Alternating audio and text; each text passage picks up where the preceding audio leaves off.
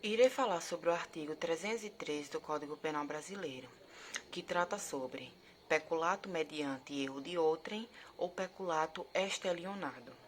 De acordo com a classificação do Código Penal, por objeto material e bem jurídico tutelado, são crimes que têm como bens jurídicos protegidos a atividade que o funcionário público exerce em favor do Estado e seus entes estatais.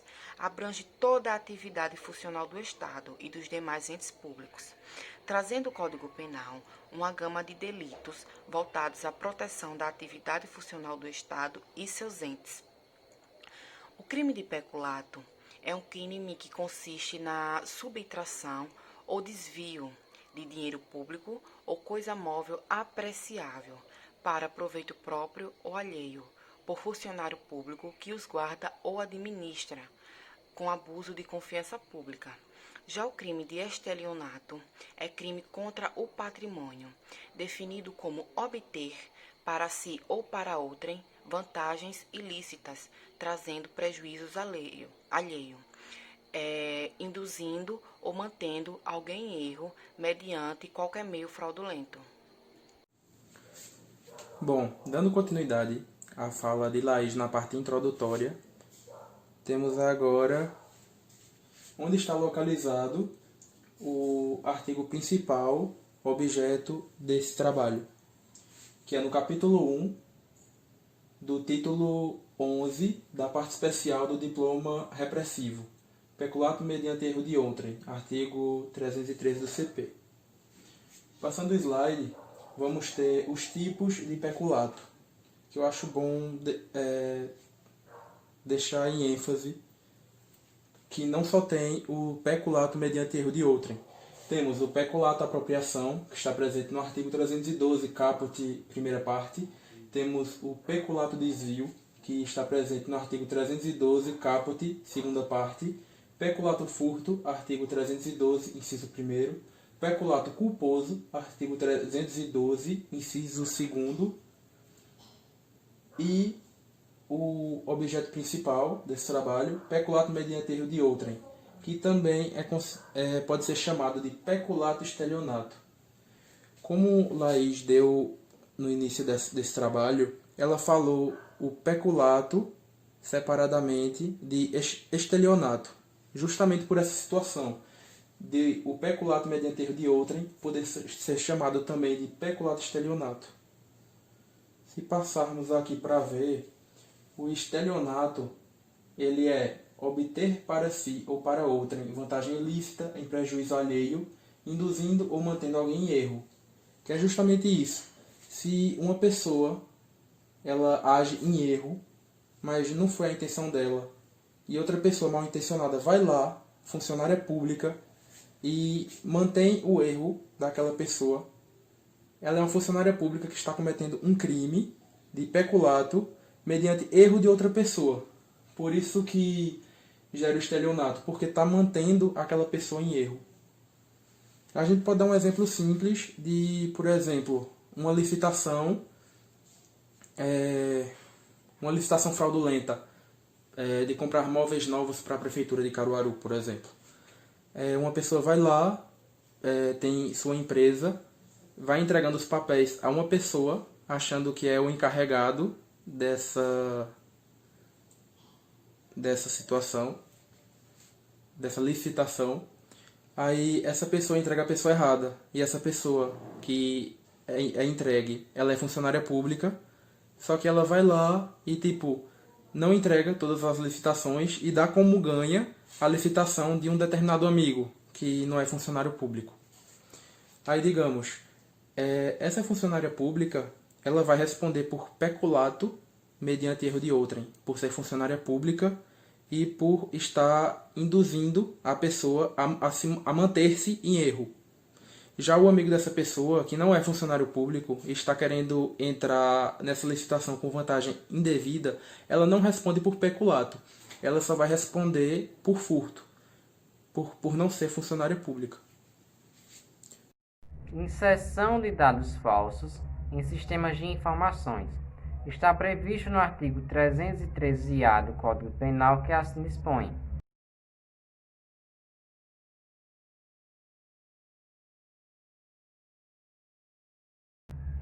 O presente artigo foi inserido ao Código Penal pela Lei nº 9.983 de 2000. Essa lei inicialmente visava trazer proteção apenas à Previdência Social. Tanto é assim que diversos dispositivos nessa linha foram acrescentados ao Código, como a apropriação indébita previdenciária 168-A e a sonegação de contribuição previdenciária 337-A. No entanto, se viu que a administração pública como um todo, que é o bem jurídico tutelado no artigo em estudo, também encontrava-se exposta e vulnerável diante do avanço tecnológico que estamos vivenciando nos últimos tempos. Com isso, resolveu-se trazer essa proteção jurídica também para a administração pública como um todo, por meio desse dispositivo e de outros, como o 313-B, que será mais adiante analisado. Quanto ao 313-A, esse é composto basicamente por 4 núcleos: inserir ou facilitar a inserção de dados falsos, ou alterar ou excluir dados corretos dos bancos de dados ou sistemas de informação da administração pública. O agente faz isso, ou melhor, o funcionário público autorizado faz isso, com o intuito de obter vantagem indevida para si ou para terceiro, ou simplesmente causar dano à administração pública. No entanto, se esse dano não se concretizar ou essa vantagem indevida de fato não se efetivar, estará consumado o delito com a simples realização da conduta, pois estamos tratando de um crime formal, cujo resultado pode até ser vislumbrado, mas não é requisito para a consumação. Ele é um crime ainda plurissubsistente, cujo iter criminis pode ser fracionado, o que torna perfeitamente admissível a tentativa. Conforme havia dito anteriormente, somente o funcionário público autorizado pode figurar no polo ativo dessa conduta.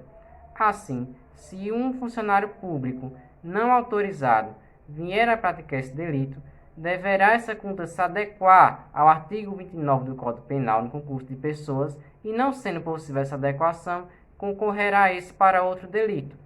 Estamos diante também de um crime próprio, pois exige uma qualidade ou uma condição especial do sujeito. Ainda tratando de sujeito, mas agora quanto ao sujeito passivo, esse será o Estado, as pessoas jurídicas descritas no parágrafo 1º do 327. Aliás, esse artigo 327 é de extrema importância para o estudo de todos os crimes contra a administração pública, pois ele vai nos dizer quem é funcionário público e, em seu parágrafo 1º, vai equiparar funcionário público àquele que exerce cargo ou função nessas pessoas jurídicas descritas e que podem resultar lesados com a atitude do funcionário público. O cidadão também pode ser sujeito passivo, desde que ele se sinta diretamente prejudicado com a atitude daquele funcionário público. Ainda quanto à classificação, este é um crime unissubjetivo, instantâneo, de forma ou ação livre. Cumpre frisar, por fim, que a ação penal será pública incondicionada. Bom, pessoal, o artigo 313-B ele está relacionado à modificação ou alteração do funcionamento de um sistema de informações ou de um programa de informática sem autorização da parte competente. A pena para esse delito é de 3 meses a 2 anos e multa. O parágrafo único, as penas são aumentadas de 1/3 até a metade se decorrente da modificação ou alteração do sistema de informática acarretar em dano para a parte pública ou a parte administradora. No artigo 313-B está relacionado à modificação ou alteração não autorizada de um sistema de informática. Então, podemos afirmar que a alteração ela não é no banco de dados, mas sim no próprio programa de informática ou no sistema de informações. A característica do artigo 313-B é que, diferente do artigo 313-A, o artigo 313-B ele não exige que um funcionário seja destinado a executar aquela função, diferente do artigo 313-A. O artigo 313-B ele exige apenas que seja um funcionário. No artigo 313-B, não exige um dolo específico. O dano causado ele acaba se tornando uma forma de aumento de pena. E no artigo 313-A, o dano é a própria característica do tipo penal. Boa noite. Eu vou falar sobre o que Ivan vinha falando, tá? Vou dar continuidade no artigo 316b. Ou seja, é um crime próprio, só pode ser praticado pelo funcionário público. Os jeitos são ativo e passivo. O ativo vai ser o funcionário público e o passivo vai ser o Estado ou o particular prejudicado pela modificação ou pela alteração. Indo agora para os objetos. Objetos jurídico e material. Objeto jurídico. O que o Estado está querendo tutelar? O Estado está tutelando a administração pública e também o sistema de informações e os programas de informática. O que é que o Estado está querendo de fato? O que diretamente ele protege é a administração pública e justamente isso, os sistemas de informações e os programas de informática. Já no o objeto material, sobre o que recai esse crime do funcionário público? Recai justamente sobre o sistema de informações e sobre os programas de informática. Agora a gente vai para os elementos, que é o subjetivo e o objetivo. O elemento subjetivo, qual é a intenção do agente em praticar esse crime? Que é o dolo, tá? A modalidade do crime é o dolo. E no elemento objetivo, é a própria modificação ou alteração dos sistemas de informações e os programas de informática. Já na consumação, a consumação do crime é com a efetiva modificação ou alteração, tá? E cabe tentativa, ou seja, a tentativa é admissível. Vamos falar um pouquinho agora acerca do crime de extravio, sonegação ou inutilização de livro ou documento, previsto no artigo 314 do Código Penal. O tipo objetivo dessa figura delitiva consiste em extraviar livro oficial ou qualquer documento de que tenha guarda em razão do cargo, sonegá-lo ou inutilizá-lo total ou parcialmente. Deste tipo penal são extraídos três núcleos do tipo: extraviar, sonegar e inutilizar. Basta a incidência em um destes tipos, destes núcleos do tipo para que o crime se consume. Então, não necessariamente precisa incidir nos três núcleos do tipo. É o que se chama de tipo penal misto alternativo ou crime de ação múltipla. Extraviar consiste em fazer com que algo não chegue ao destino final. Livro oficial é um livro que contém as anotações referentes à administração pública.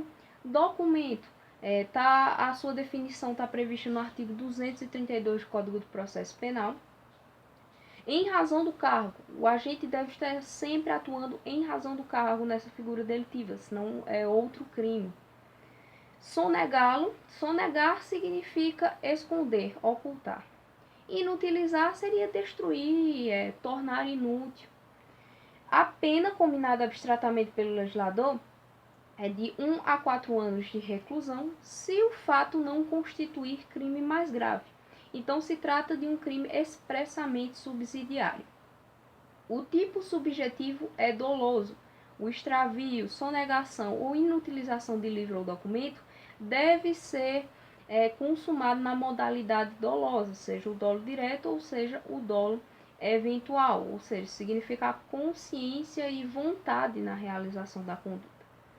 Classificação: é um crime próprio, exige a qualidade especial de funcionário público do sujeito ativo. De dano, pressupõe um dano ao bem jurídico.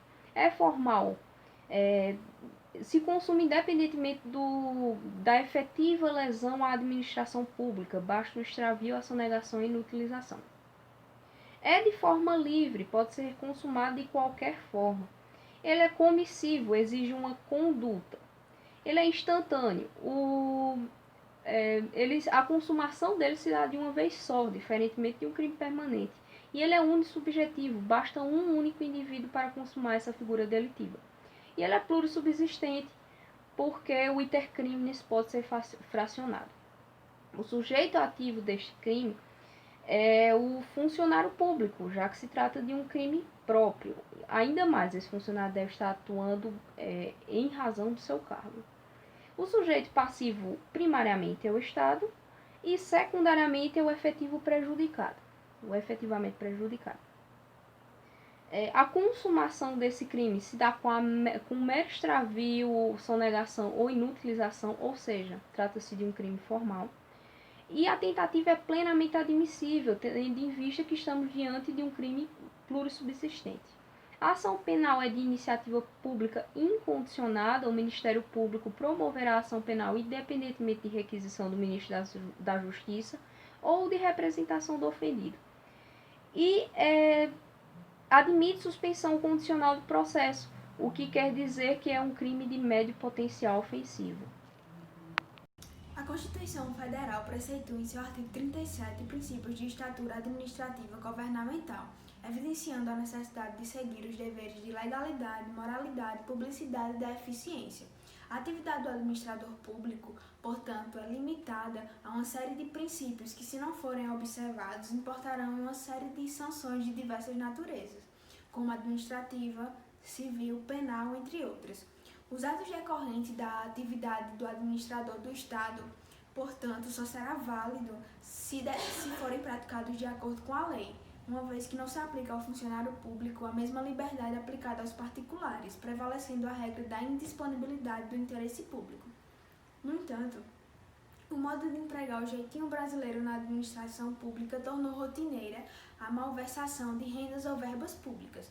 E assim, a tentativa de solucionar essa problemática fez com que o legislador introduzisse o capítulo 11 no Código Penal, onde está inserido o artigo 315, emprego irregular de verbas ou rendas públicas, cujo tipo objetivo consiste em dar às verbas ou rendas públicas a aplicação diversa da estabelecida em lei, pena, detenção, de 1 a 3 meses ou multa.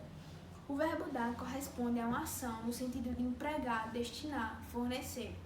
Por verbas públicas entende-se os fundos que a lei orçamentária destina aos serviços públicos ou de utilidade pública, e rendas públicas são todos os dinheiros recebidos pela fazenda pública, seja qual for sua origem. No tocante a essa palavra lei, esta deve ser entendida em seu sentido estrito, abrangendo as leis complementares e ordinárias, além da própria Constituição Federal, norma fundante de todo o sistema. E nesse sentido decidiu o STF que o artigo 315 pune o administrador que desvia numerários estabelecidos e específicos em lei, não se punindo, portanto, o administrador que desvia orçamento que foi aprovado por decreto do próprio Poder Executivo. Em relação ao seu tipo subjetivo, este consiste em apenas dolo, seja direto ou eventual, não se punindo a modalidade culposa, uma vez que o agente age por sua própria vontade e intenção. Em relação à sua classificação doutrinária, ele é próprio em relação ao sujeito ativo, porque exige a particularidade de ser funcionário público e que dispõe dessas rendas ou verbas públicas tem a sua disponibilidade.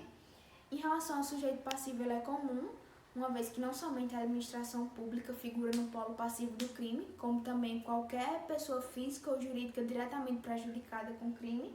Doloso, não se punindo modalidade culposa. De forma livre, pode ser praticado das mais variadas formas. Comissivo, conduta baseada no fazer, não obstante eventual omissão imprópria, nos termos do artigo 13, parágrafo 2º do Código Penal. Instantâneo contra um momento, monossubjetivo, plurissubsistente e transeunte em regra, podendo, em determinados casos específicos, podendo sim ser provado através de perícia. Nesse caso, seria não transeunte. E com relação a esse resultado naturalístico, existe grande divergência doutrinária, incumbindo ao legislador esclarecer no próprio tipo penal se ele é material, de mera conduta ou formal, mas de fato o tipo penal dele não prevê um resultado naturalístico. O crime se consuma com efetivo emprego irregular de verbas ou rendas públicas e, por ser um crime plurissubsistente, admite sim a modalidade tentada.